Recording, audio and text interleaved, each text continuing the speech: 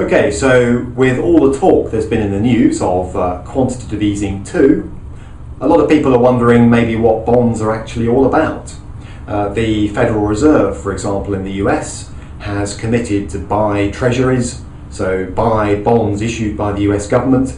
In the UK, the Bank of England did a similar thing with quantitative easing 1. But what are bonds? What are these IOUs being issued by the government, and how do they work? Well, let's take a look at some bond basics by looking at a particular bond. If you were to look up government bonds in the companies and markets section of the FT, towards the back, you would find something like this. So first of all, you'd have a word like Treasury. That's actually just a name. Then you'd have a percentage. So it might say 5%. Then you'll find a date. So 2014. Doesn't have to be 2014, doesn't have to be 5%, but let's take those as examples. And then a price, £113, let's say. Normally just 113. So here's a government IOU issued by the UK government. Why? It needs to borrow. Just like you and I, or just like a company, the government gets income, tax for example, spends it on defence, schools, health services, all those kinds of good things, and if it spends more than it earns in income, it has to borrow the difference. So the government issues these IOUs, sometimes known in the UK as gilts. That's the collective term. Now, the actual specific name of this one is a treasury. That goes back in historic terms to the name of the part of the government that used to issue them. So the name simply tells you this is a government bond in the UK rather than, say, a Tesco bond or a BP bond. This is the coupon, and there's something about this coupon that is similar to virtually all other bonds, corporate and government. It's fixed.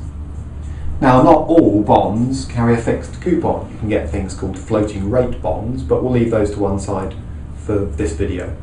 So, fixed means what? It means you know that this bond pays exactly £5 as what's called a coupon. And it does so every year. So the government, or part of the government called the Debt Management Office, will make sure that the holder of this bond receives a coupon of £5.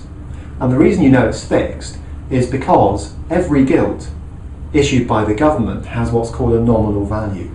And usually that's £100. And the nominal value is not the market price, that's over here, but the nominal value tells you what you can expect to receive in coupon terms, and it also tells you how much the bond will be worth when the government buys it back from whoever's got it, in other words, pays off its loan in 2014. And people worry about the nominal value of a gilt. They think, well, if the price is 113, what is the nominal value? Think of it like buying vegetables.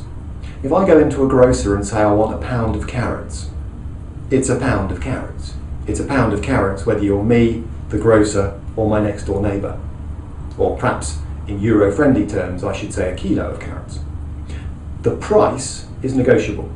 The fact it's a kilo of carrots isn't, but the price is. Gilts work like that. The nominal value is £100 to everybody all the time.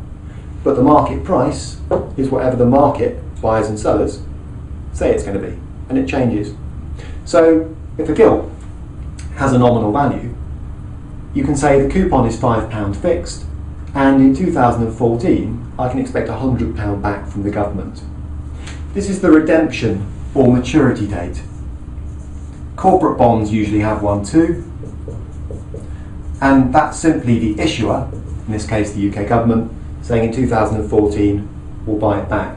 So unlike a share issued by a company, this has a fixed buyback date from the issuer. And then over here we've got the current price. And that will change potentially every day, every hour, as people try and work out what this thing is worth and trade it accordingly. Okay, so there's a basic bond, and the nice thing is that these are features of both corporate bonds and government IOUs. A coupon, usually fixed, a maturity date, also usually fixed. And a price, that's definitely not fixed. I've just chosen 113 for my example. Why would you buy one? Reason number one, it's backed by a government with a high credit rating. So one reason to buy is you're probably not going to have to worry about bankruptcy or default. But that's not enough. What about the return? As an investor, I'm thinking, well, I don't need to buy one of these for 113. I could be buying shares, or I could be putting my money into a bank account. So how do I know? And the answer for an investor is yield, return. I want to know what return this thing offers so that I can go out and have a look and compare it to something like a share, or perhaps a bank account, or perhaps indeed another one of these. So let's take a look at 2 return calculations useful to investors. Okay, number 1 is what's known as a flat or income yield. Very simple calculation. Some investors buy for income. They just want to know what a £5 coupon means as a percentage of the current price today in return terms. So, some investors will just say, thank you, Tim, give me the flat yield, often quoted as the FY in columns in the FT, for example. And they'll say, right, if I take a £5 fixed coupon and divide by the current market price as a percentage, I know roughly what my annual income return is going to be. And here, that's about 4.4%. So if you're purely buying for income, between now and 2014, you can expect a yield based on what you paid of around 4.4%. That sounds pretty good for something backed by the government. And it's almost too good, because I've forgotten something. The problem with flat yield calculations is they ignore this to some extent.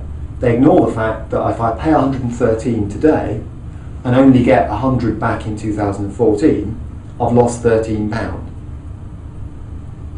A second calculation builds that in. It says this is a bit unrealistic.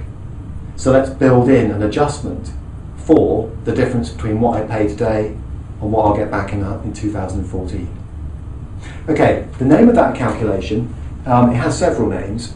One of them is the yield to maturity. If you look that up in a sort of newspaper or something, you might see a column headed up YTM. It's also confusingly known as the gross, because it's before tax, redemption yield, or the GRY in brackets. So that gives you a clue, it's this second calculation, and in practice it's a bit fiddly. I'd have to get into the time value of money, recognising that £1 today is worth more than £1 next week and next year.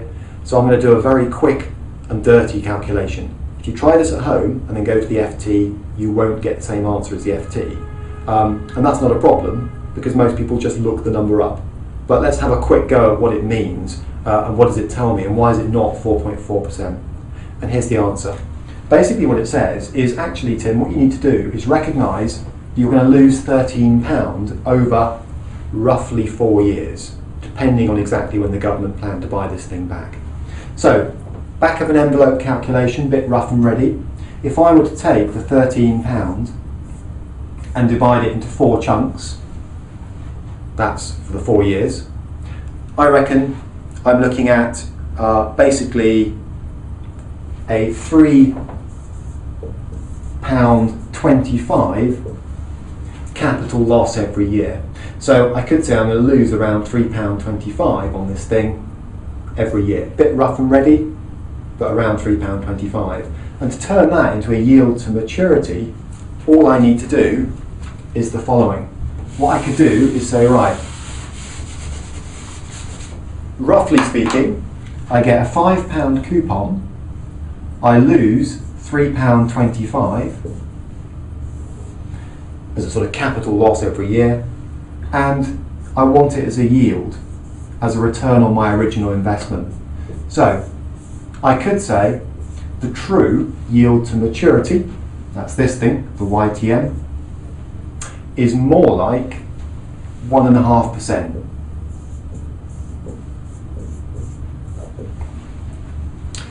Which isn't much.